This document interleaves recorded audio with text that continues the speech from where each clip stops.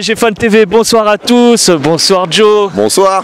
Ce soir on remporte enfin, on enregistre enfin ce titre, attendu depuis 2 semaines, mais d'après nos ressentis, mitigé la prestation parisienne. Exactement, comme tu dis, il y a 2 semaines, grâce à un super 12e homme Choupo-Moting qui nous a mis en attente, on ne pourra pas l'oublier. Mais comme tu dis, ouais, c'est très bizarre comme match, très bizarre parce que tu fais une première mi-temps 2-0 avec un Mbappé des grands soirs. Alors on va vers le verre à moitié plein et tu te dis waouh, quelle finition, quel grand attaquant quand il marque comme ça. Mais tu te dis aussi pourquoi sur les grands matchs importants comme Manchester, cette efficacité tu ne l'avais pas. Et la deuxième mi-temps, t'as Neymar qui rentre, merci, Neymar est revenu, merci. T'as Neymar qui rentre, t'as Cavani qui revient aussi, voilà, ça fait super plaisir. Et ben, mine de rien, ça fait quand même un partout de deuxième mi-temps. Donc tu vois qu'il y a une histoire de rythme, il y a des choses à analyser là-dessus. On est champion malgré nous. Ouais. Lille est accroché à Toulouse, donc on parle plutôt d'un match un peu sans intérêt. Es-tu d'accord par rapport à la prestation de ce soir? Ouais, ça sentait, alors malgré nous, parce qu'on a quand même mérité nos points, ça s'est pas fait tout seul. Voilà. Je parle de ce soir. Voilà, bien sûr, mais on va dire que, ouais, là où t'as raison, ça sentait un peu le match de gala, tu vois. En plus, c'est un week-end prolongé, il y avait des enfants, il y avait de l'ambiance, c'était sympa. Il y a Neymar qui rentre, gala, il y avait des drapeaux. Ouais, ça faisait un petit match de MJC, tranquillement, on est là entre nous. Mais voilà, t'étais content de retrouver les cadres, quoi, de revoir Neymar, de voir comment l'équipe en fait est complètement changée quand ce garçon rentre. T'as un Moussa Diaby, alors déjà il a fait un bon match parce qu'il était rassuré par des cadres. Et tu te souviens quand on parlait, tu m'avais posé la question sur les titis parisiens, pourquoi ils n'ont pas porté contre Nantes. Et moi qu'est-ce que je t'ai dit? Je t'ai dit quand il n'y a pas de cadre, eux-mêmes ne peuvent se mettre au niveau en fait du collectif. Et là t'as vu qu'un Moussa Diaby, même s'il a eu quelques déchets, voilà, il fait une passe à Mbappé, qui est exceptionnelle, elle est très belle la passe qu'il lui fait. Après Mbappé fait le boulot.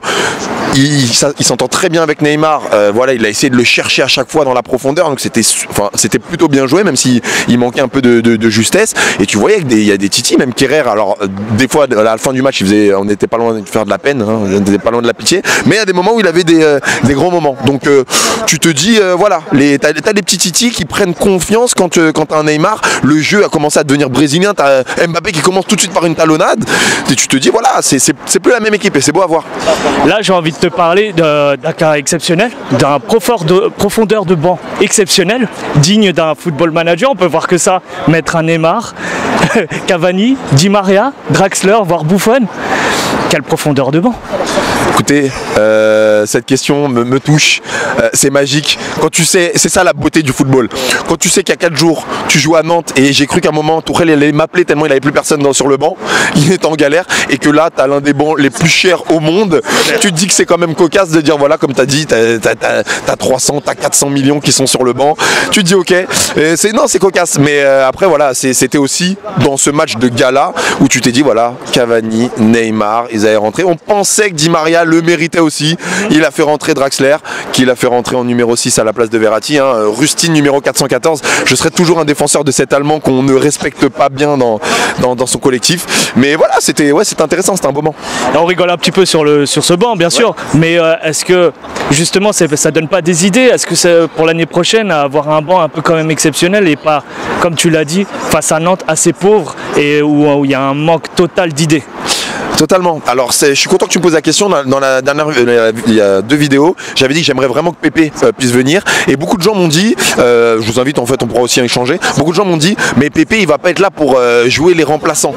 Mais on l'a bien vu cette saison. C'est-à-dire que si tu es le 12e homme, le 13e homme, mais tu as besoin, quand tu es le PSG, tu as besoin d'un 17. Tu as un blessé, tu deviens titulaire pendant 3 mois dans cette équipe. Avec un Di Maria par exemple. Exactement. Di Maria normalement qui n'est pas censé forcément être titulaire. Le mec, il est titulaire indispensable. Draxler qui lui normalement aussi est le 13e voire 14e homme et c'est peut-être l'un des Parisiens qui a fait le plus de matchs. Enfin, demande à Colin Dagba s'il a pas joué des matchs alors que lui-même pensait regarder des tribunes le match. Donc non, à un moment il faut pouvoir dire à un mec, tu vas venir, tu vas être dans les 15, tu vas avoir des rotations et il faut l'accepter.